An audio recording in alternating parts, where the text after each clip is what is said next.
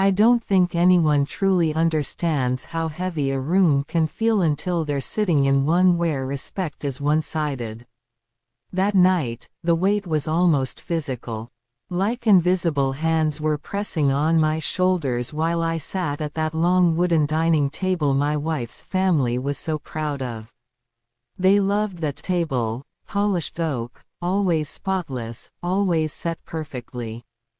It was the same table where they had their celebrations, their holiday speeches, their carefully constructed image of being the ideal American family. And it was the same table where everything finally broke. From the moment we walked in, I felt the atmosphere shift. Her family looked normal enough, her mother humming while checking the oven, her father pretending to read the newspaper, her brother bragging loudly about a big deal he closed at work. But underneath it all was tension. The kind where everyone feels something is simmering, but nobody wants to acknowledge it. Her brother greeted me with the same fake friendliness he always used. A slap on the back that hurt a little more than it needed to, a grin that didn't touch his eyes, and a comment that was more of a jab than a hello. "Hey, man, still working that same job? Must be rough." I just smiled. I wasn't there to fight. I wasn't there to prove anything. I was just trying to survive the evening. Dinner started, and for a few minutes, everything seemed normal. Her mother passed around the food, her father poured wine, and the small talk floated around the room. But he couldn't help himself. Her brother cleared his throat loud enough for everyone to look at him, then smirked and said, "So, tell us again, what exactly do you do at your job?" I forget sometimes. Everyone knew he didn't forget. He just wanted an audience. I answered politely, even though my jaw tightened.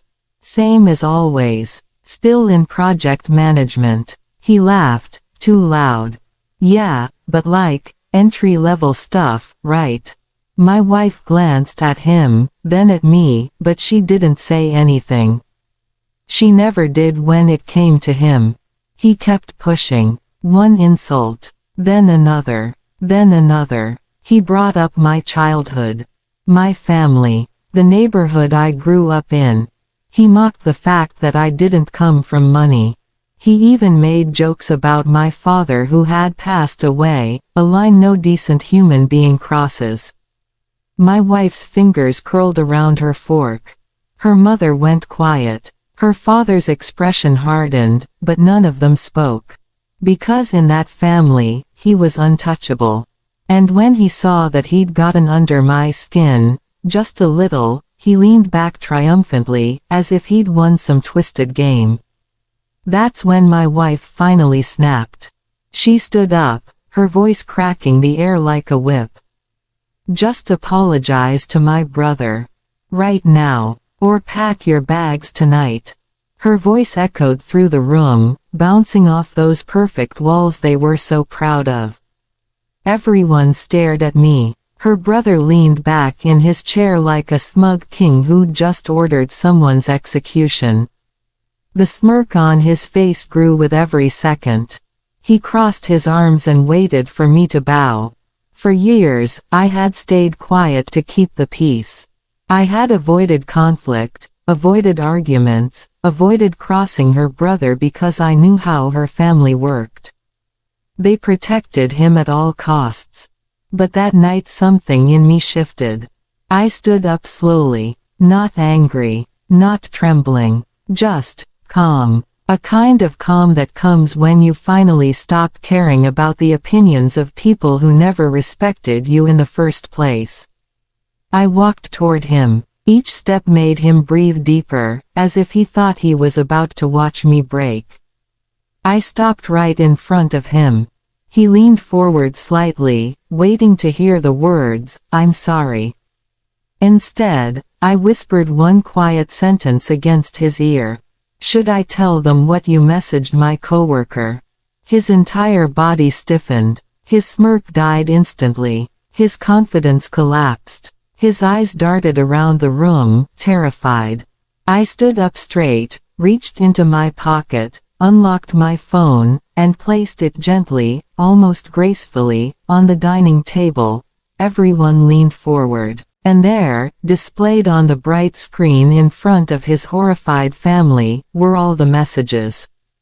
His late-night rambling. His complaints about his girlfriend. His explicit texts he sent to my coworker. His angry voice notes when she told him to stop. His desperate apologies afterward. His attempts to convince her to stay quiet. His frantic messages after HR contacted him. Every message was a piece of the truth he worked so hard to hide. My wife whispered, "No, no, this can't be real." Her mother's hand flew to her mouth as tears filled her eyes. Her father tightened his grip on his wine glass until it nearly cracked. The room wasn't silent anymore. It was suffocating. He tried to grab the phone, but I pulled it back. "Not tonight." Her father finally exploded. "What the hell have you done?" His voice shook the house. Her brother stammered, "It's not what it looks like. I was drunk, I didn't mean." I cut him off softly. "You sent these while sober too.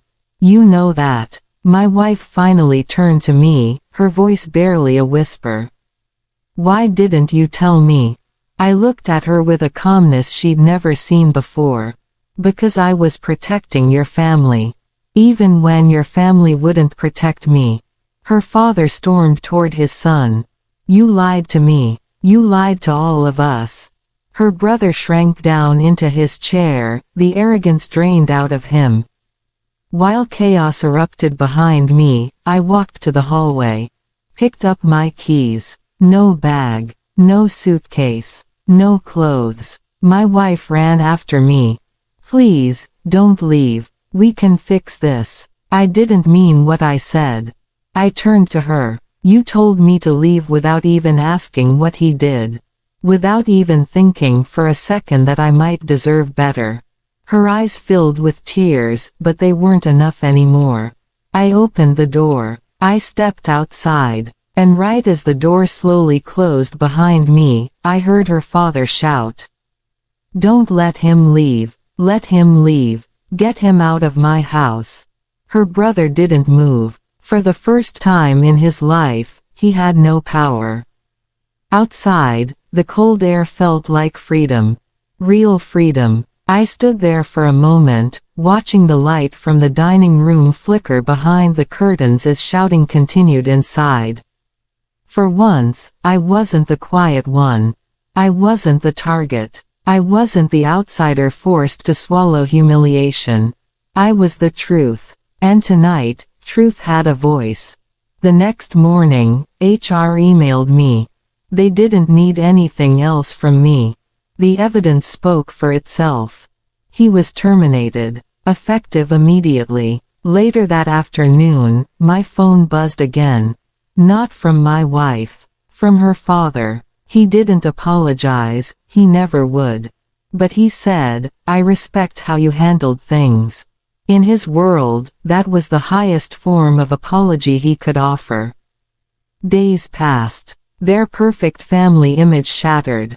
Neighbors whispered. Relatives asked questions. His girlfriend left him. Friends distanced themselves. Church members stopped shaking his hand. The golden boy had fallen. My wife sent message after message. "I'm sorry. You didn't deserve that. I was wrong. I miss you. Please come home." But home isn't a place where you're disrespected and expected to swallow it. And I realized something important in the middle of all this. I didn't need revenge. I didn't need to raise my voice. I didn't need to humiliate anyone. The truth had done all the work. Karma had done the rest. And for the first time in a very long time, I felt peace, deep, quiet, beautiful peace, as I walked forward into a life where my worth wasn't decided by the loudest voice in the room, but by the truth I chose to stand on. And that Was the night everything changed?